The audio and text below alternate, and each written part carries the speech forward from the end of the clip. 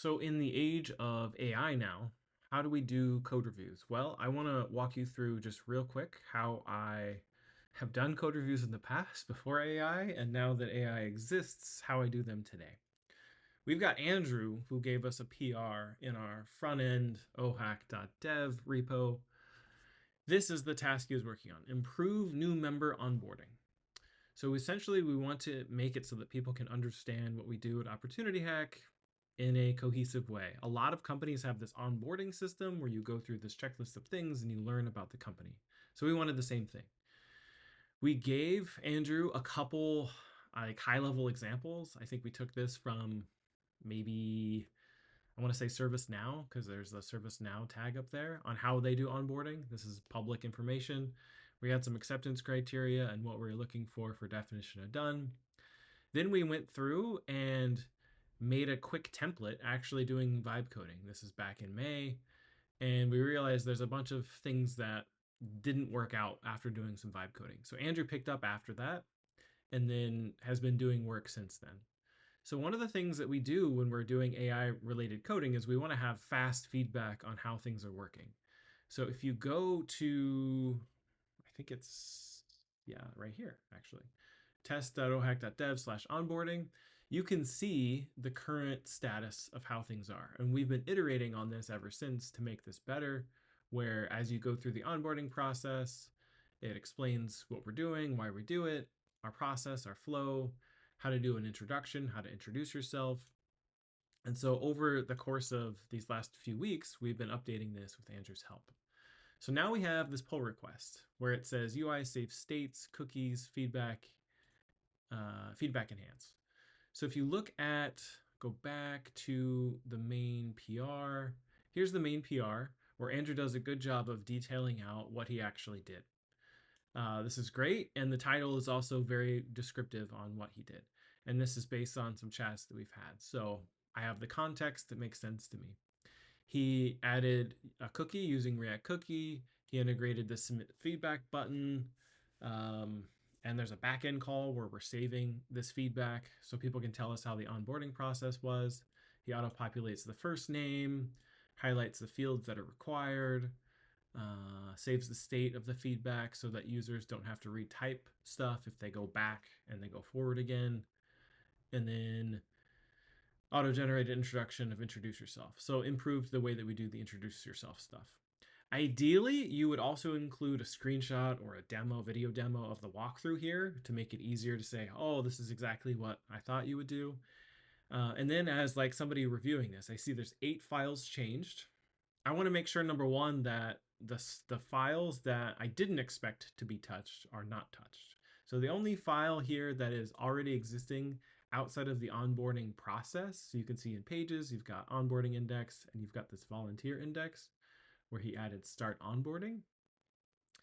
So nowhere did he touch any code that I didn't expect, which is good. In the nav bar, which is right at the top of here, if you go to about or you go to get involved, it'll add this onboarding to this get involved dropdown, which is what I would expect, which is right here. He did add one dependency, which you want to make sure like doesn't collide with any other dependencies. React Cookie though makes sense to me. That's because he's storing the state of things as people land on the page. He removed a bunch of stuff, which is okay here. Normally when I see a bunch of red, I'm like, okay, did we really want to remove all that? That seems fine. Then actually added some comments, which is nice. This is the normal like React way to add comments in different areas.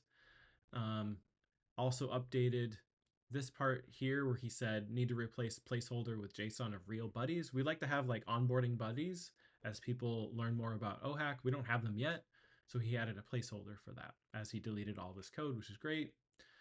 Then I'm looking for like, is he using the right packages? We're using Propel Auth for authentication. That's great. Did he use any other authentication platforms? I hope not.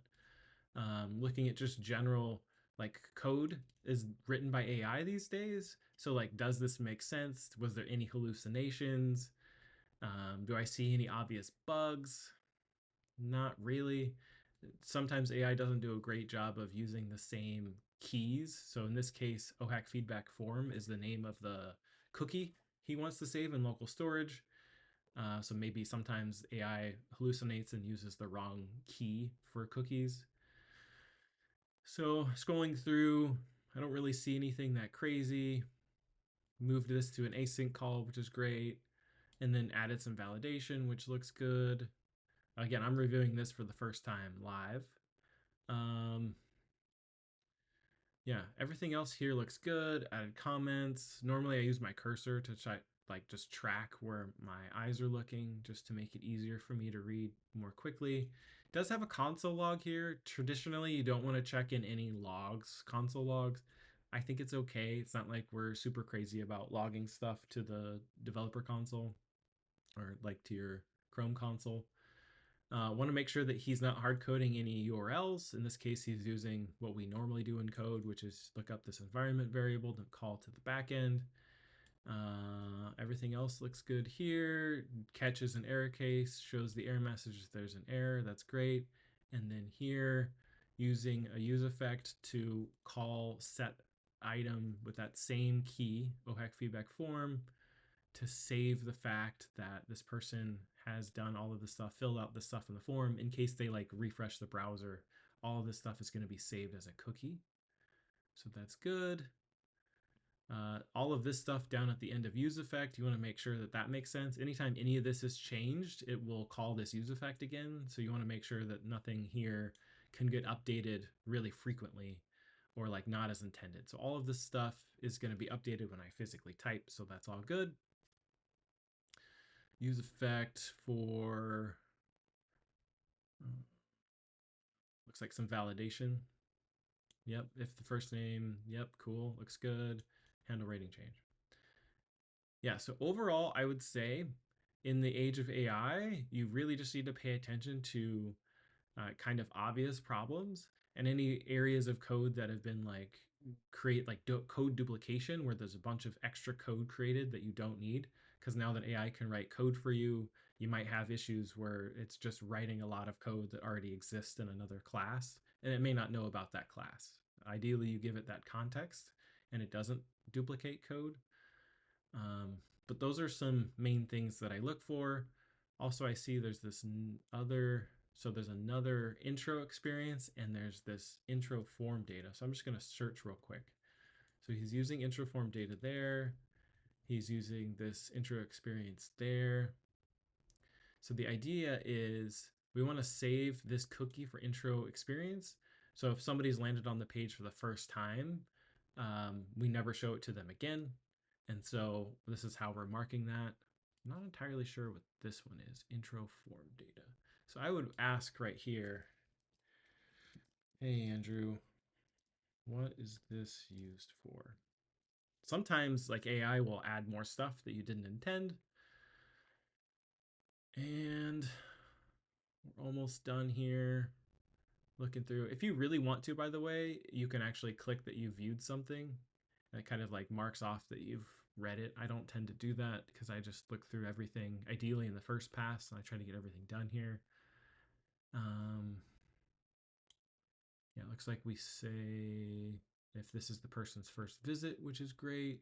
This is on the onboarding page. And then we record the highest step reached and we make sure we update this use effect if highest step reached is called. And then, yep, we scroll back to the top of the page when somebody hits back. And then we open the dialog.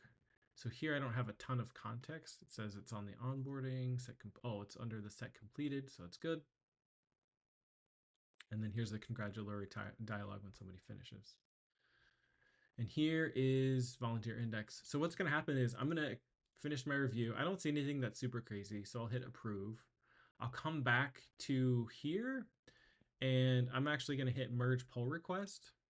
That's going to merge it into our right here develop branch, which is the typical flow that we have. So once things look good on the develop branch, we actually merge it into the main branch. But you'll see here that after I've accepted and merged, it's actually going to auto deploy this into our, if I go to deployments, should be showing up here. Yeah, so it's building and deploying from develop. and that'll publish into this test ohack.dev onboarding. So once it's published, I'll go check it out and make sure it makes sense. If that looks good, then I will either promote it directly from Vercel. So you just hit promote to production here, or I will actually merge the code. I'll go to pull requests, I'll go to new pull request, I'll merge into main. So the arrow goes from develop to main, and I'll merge in all of this stuff, which we haven't formally merged into main, but Andrew actually has some of his changes right here. That's where his changes are. And once I hit this, it'll formally merge it to main, and it'll redeploy on Vercel. But that'll deploy to our main production website. So first I'll wait for this to deploy. I'll go check out the test version, make sure that looks good. And then I'll either promote here on Vercel, which is what we typically do because it's easier, or I will merge from develop into main.